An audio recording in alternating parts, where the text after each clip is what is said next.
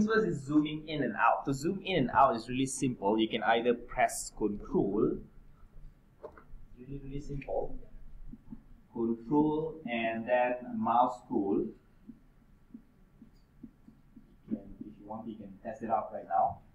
Another method to do it, if you're into hotkeys, because your mouse might be used for something else, you don't want to bother with the scroller and whatnot, you can use the plus and minus sign.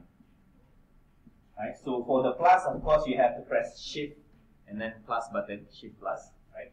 For the minus, you just press minus without any other alternate keys.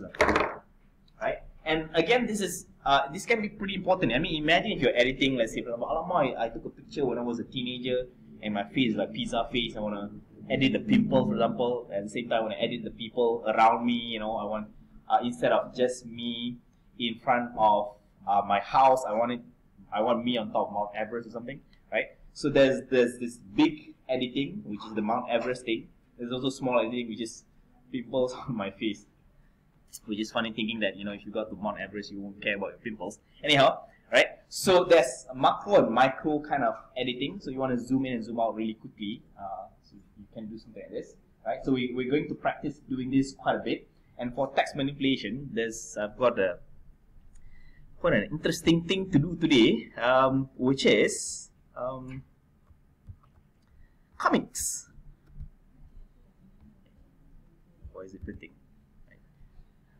Right, so I'm gonna open this comics. Anyone here read comics?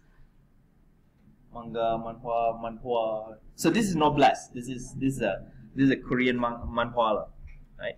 And I put it on to the Padlet as well as on the LMS, right? So on the LMS, you'll see it as comics 1 and 2 from the second.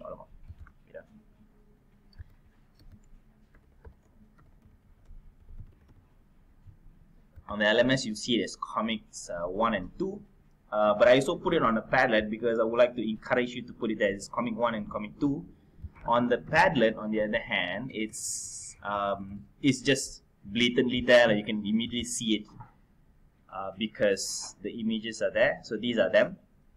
These are the empty ones. And then these are some works done by students from yesterday. So they actually put dialogues in and then some layer masking, right? But before that, right, so let's have a look at this again. So I'm just going to zoom in now, right? So it's just Shift and then plus button. So it looks something like this, right? Some of the text are still there because I don't want to mess up with the layout of the comic, with the artwork, right? Okay, now, although this is a comic, right, there are a few things, again I say, not just manipulation of text here, meaning you're going to put it inside the dialogue and you're going to learn something about storytelling because, you got to think ahead and learn something about storytelling, which is a very important thing in design. When or if you have a client, they would want something to align with their interests. I want it like this, I want it like that. So you will then bear the responsibility of communicating that. What the client wants, you have to communicate in your design. Right? So there's a bit of storytelling there, right? And if we look at this layout, there are a few interesting things. For example, this is, if we scroll a bit down here, if it's here and here, for example, this panel and that panel, is immediately zoomed in because this guy, these two, a person are there, and then it's immediately zoomed in. So the panel are pretty close, but it's drawn on either side of the canvas, right and left, right? And then when we have something like this, for example, the panel are a certain distance from one another, right? So there's a bit of storytelling here. This is further away, for example. This is slightly closer. I wonder if the artist intended for it to be like that, or it's just, it looks nice. Is it part of storytelling? Here is further away, right? Again, further away. So it's like one scene to another. It's almost like if you imagine, like in a movie, or a drama or something, you're focused on this screen and then that screen. You're communicating with one another and so on, right? So you can be sure about that, about storytelling, about how panels are closer to one another and why they do it like that, and also about the layout as a whole, meaning sometimes it's just like that, because artistic wise, if you put too much things inside one layout, it might look cluttered and so on, right? So this might be the intention of the artist as well, right? While you do your dialogue and come up with some kind of a storyline for this layout, right? If by any chance you want to have a look at what the story is all about, right? And I encourage you to do this after you've done your dialoguing, because then you know you've created your own stuff. Then only you look at the thing. So you can just search for Noblesse. It's episode 101, right? So you can have a look at it. What's the artwork is actually really saying. Anyhow, now here in this particular layout, right? I'm just gonna do layer masking again. For example, for this particular panel, I'm just gonna insert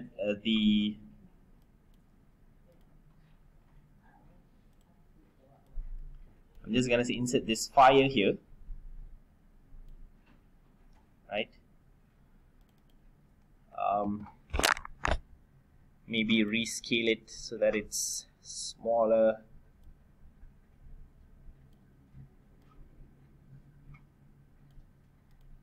Scale, move it closer towards the center here, right? Maybe rescale it some more, right? Okay, let's say I want this, right? Okay, then let's do the layer masking again, right? So add layer mask, full opacity, and let's just use the brush. Get rid of this part all the way. Oh, actually there's a simpler way of doing that, because everything here is just black. This is a much simpler way of doing that, but never mind, since I'm already here, right?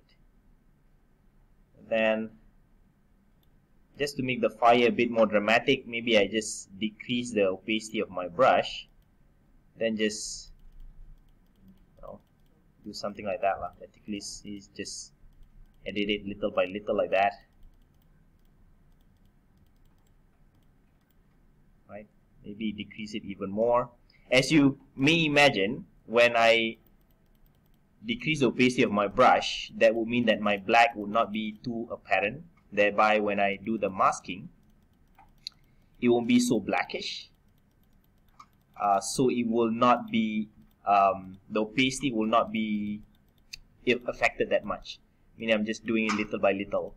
So if the layout that you're working on is worth your time, meaning you're actually doing something that requires that amount of work because it's worth it, then maybe you want to play around with the size of your brush, the opacity, and so on.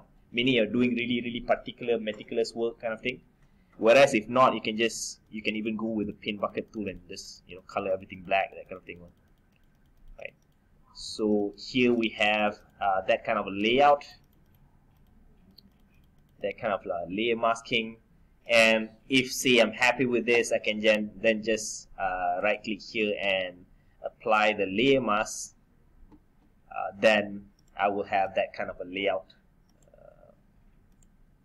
for this particular panel, right? So that is